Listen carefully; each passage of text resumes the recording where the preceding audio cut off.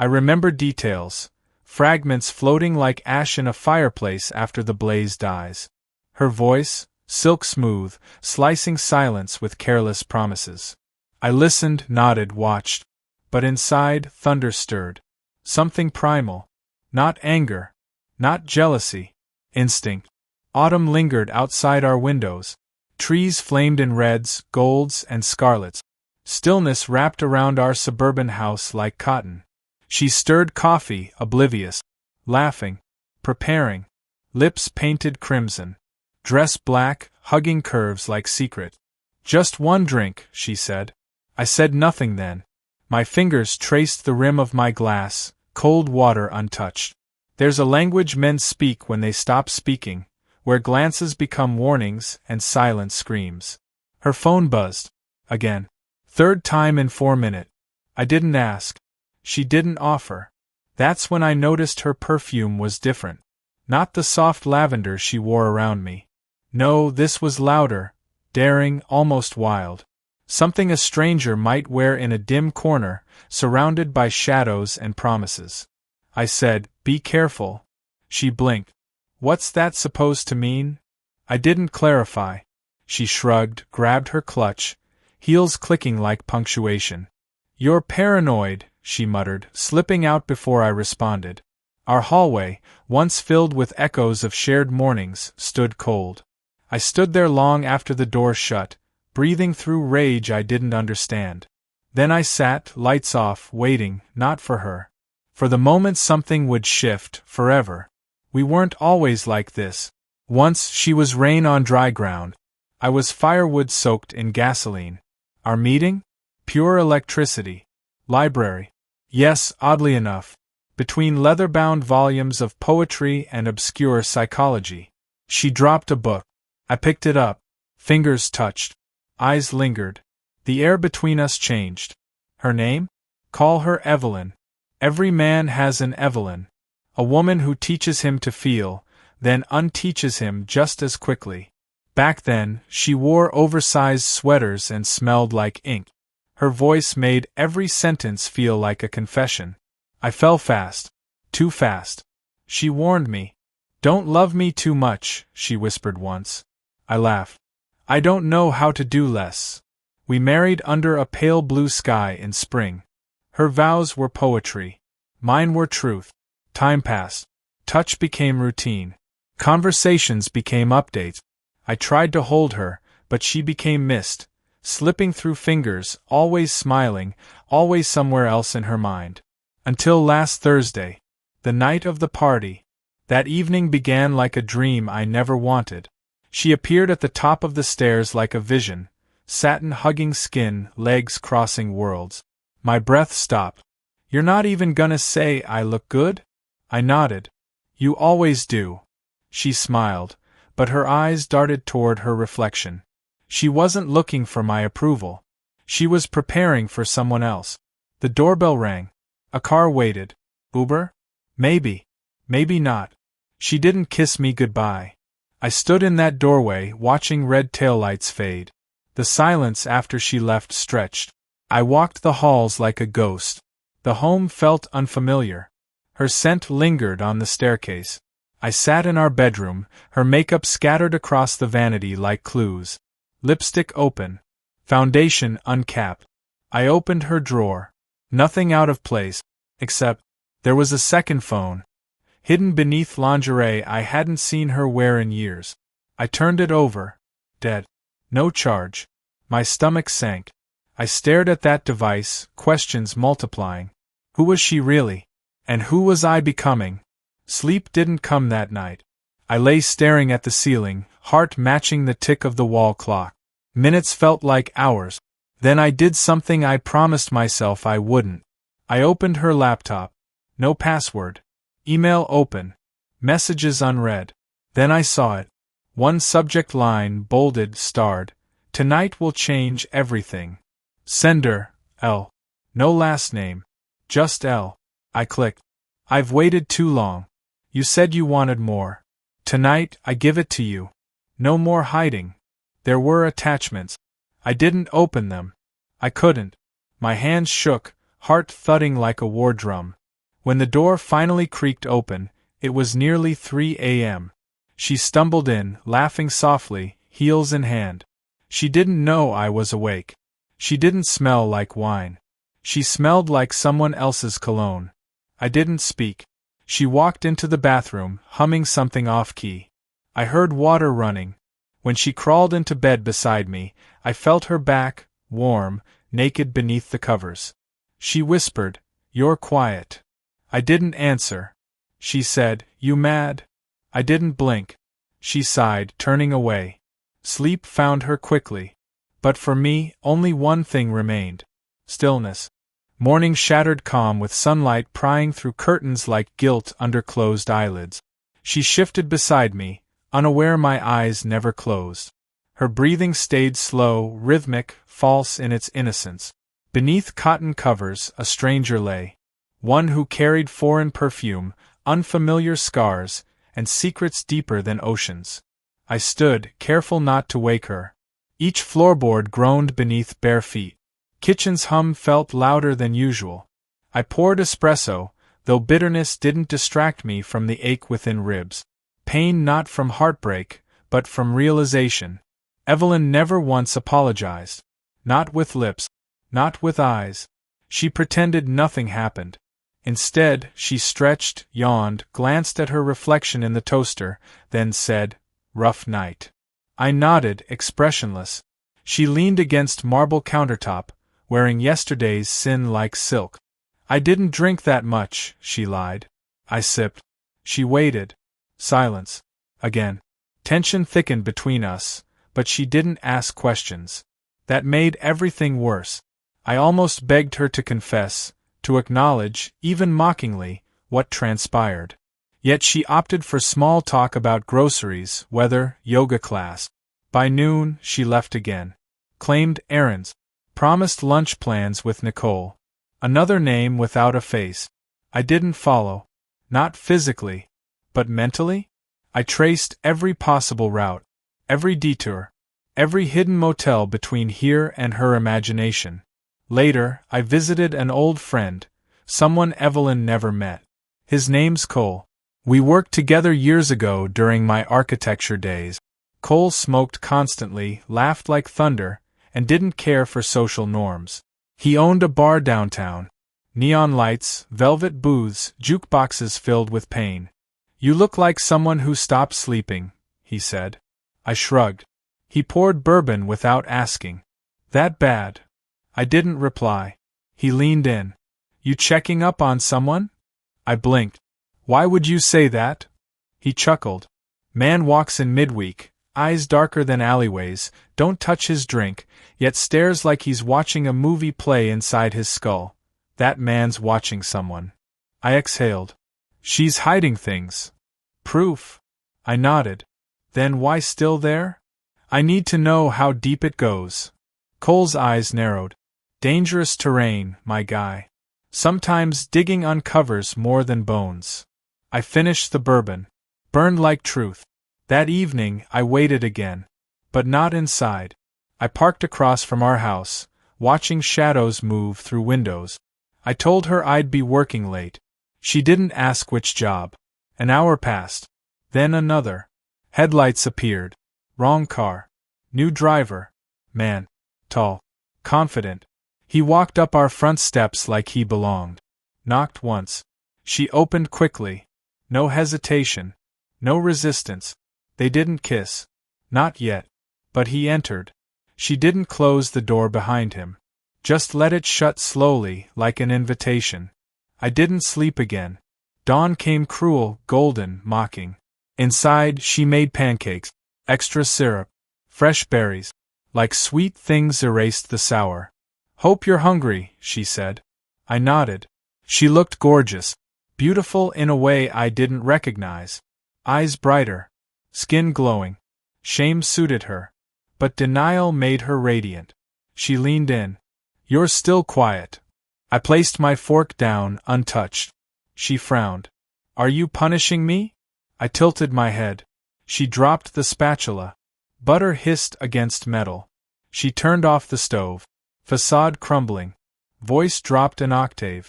What do you want me to say? Finally. The crack. I stared. She clenched her jaw. I didn't do anything wrong. Liar. But I stayed silent. She shook. Say something. Still nothing. Her hands trembled. You think I cheated? Pause. She whispered, Did you follow me? My silence screamed. Tears welled, but she didn't let them fall. Instead, she walked out. Not to run away, but because she knew something I didn't. That afternoon, I found her phone. The second one. Same spot. Unlocked. New message. L. Last night was only the beginning. If he finds out, we'll vanish. Don't cave. Followed by a photo. Pixelated. Dark. Two silhouettes entwined. Familiar contours. I stared too long. Then deleted nothing. I wanted her to see I knew. When she returned, I stood waiting.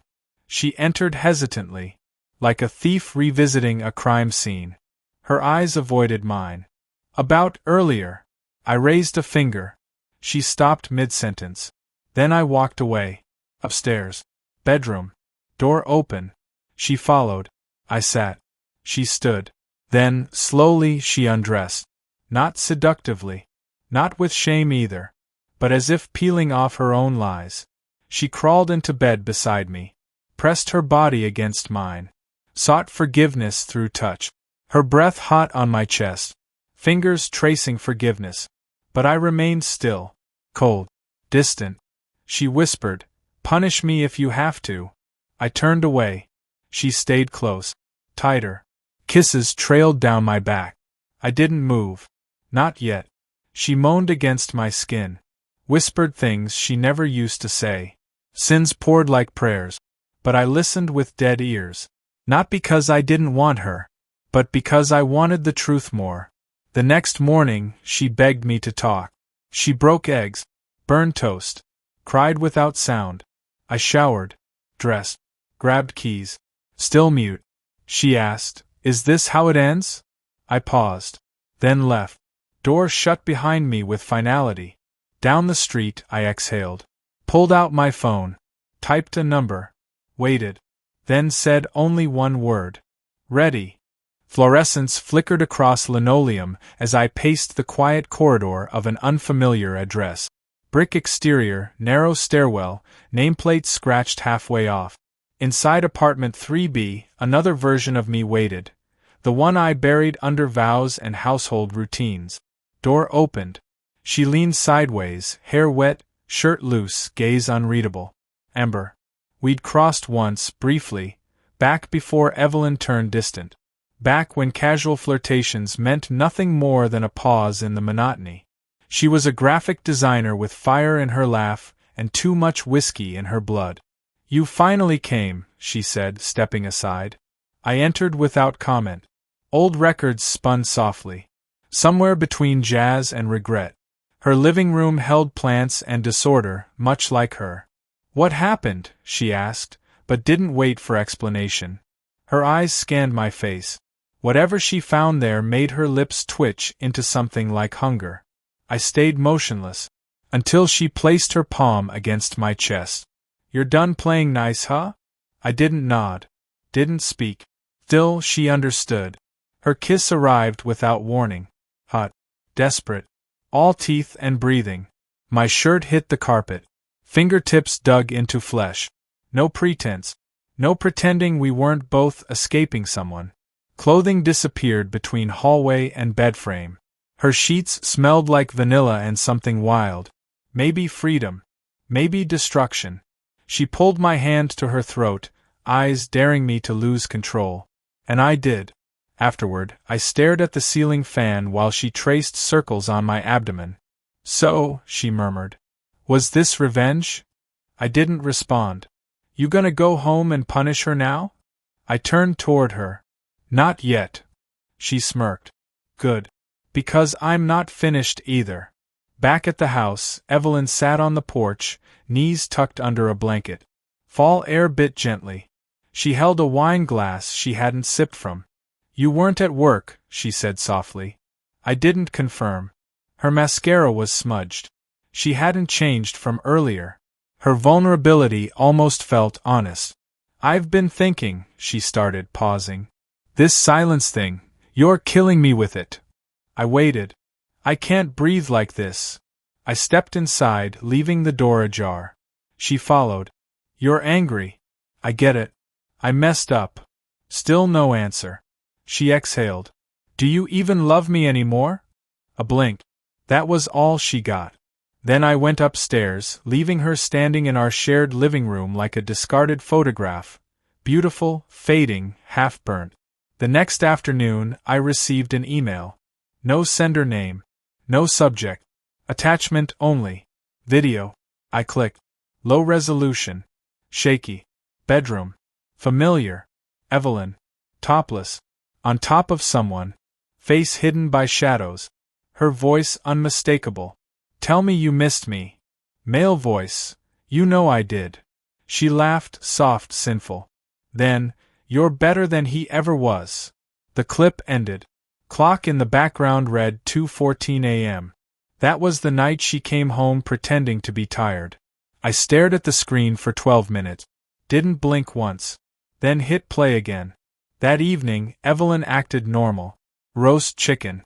Potatoes. Jazz. She wore a blue dress I'd once said made her eyes look like oceans. Now they resembled storm drains. Halfway through dinner, she touched my hand. "I want to fix this," she whispered. I stood. Cleared the plates. Didn't touch her. Didn't touch the food either. I left the kitchen humming. She called after me. No answer. Back in Amber's arms, I found pieces of myself. Not in love. Not in warmth. But in control. With Evelyn, I was always chasing her smile, her attention, her fading affection. With Amber? She begged me to break her. To take without asking. To become unrecognizable. I did. Repeatedly. One night, Evelyn waited on the stairs. Midnight. Legs crossed. Vodka on her breath. "I know." I paused. She continued. "I saw your text previews." "Amber." I waited. "I don't care." That surprised me. She stood, swaying slightly. "If we're being honest, let's be honest." She came close. Close enough for her voice to feel like heat. "You want to hurt me? Fine." She undid her robe. Underneath, nothing. "But if you're gonna punish me," she whispered, "do it right." Bedroom. She crawled across sheets, all softness and fire. I didn't stop her. She kissed my neck, slow and deliberate. "Use me," she said. Hands explored. Mouths clashed. No words. Only dominance. She begged. I delivered. But this wasn't intimacy. It was war. Afterward, Evelyn cried. Silently. Back turned. I didn't hold her. Couldn't. Instead, I went downstairs and opened the second phone again. Texted L. "Me, I know who you are." She broke first. "You're next." No reply. Not yet. But he would feel it. All of it. Drenched sidewalks glistened under dull street lamps as midnight crawled into morning's mouth. Wipers slid across glass in measured rhythm, matching heartbeats pounding like warning drums. Opposite lanes blurred past, carrying strangers toward tomorrow. I wasn't sure I'd see one. Amber's apartment loomed again, dim light escaping through barely drawn curtains. I almost knocked. Instead, I waited, then walked away. Something inside me shifted. Desire no longer satisfied. Revenge insufficient. A different urge tugged deeper, darker. I needed the truth. Raw. Ugly. Complete. Returning home felt like stepping into a museum of memories already decaying. Shoes near the door. Couch cushions indented. Photos hanging like ghosts mid-laughter. Upstairs, creaks betrayed movement. Her pacing. Whispered phone calls ceased the moment keys jangled. Evelyn emerged, barefoot, hoodie covering last night's surrender. "I didn't expect you this early." I tossed keys onto the counter. She bit her lip. Tried to pretend. Tried to act. It failed. I said, "Sit." Startled, she obeyed. Across from her, I placed an envelope. Thick. Sealed. Heavy with finality. Her trembling fingers brushed across its surface. "What's this?" I folded arms. Open it. She did. Photographs spilled out. Each image captured moments she thought vanished. Hotel entrance, balcony kiss, backseat embrace, one of her dress half raised, laughing into another man's neck. She gasped. Where did you? Doesn't matter. She stood. I can explain. No.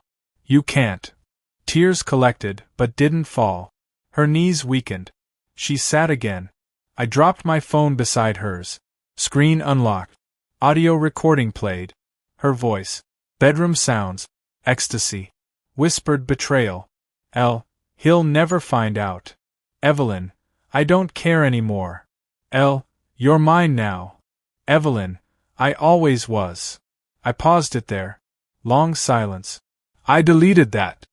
I recovered it. She swallowed hard. What are you going to do?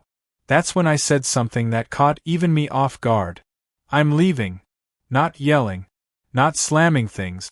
Just those two words. Quiet. Final. She reached across the table. You don't mean that. I pulled back. She knelt. Begged.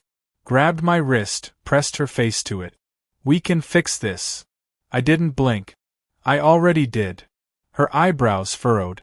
What? Then I dropped the second envelope. Larger. Legal papers. She opened. Read. Panicked. You filed for divorce? Yes. No, you don't get to do this.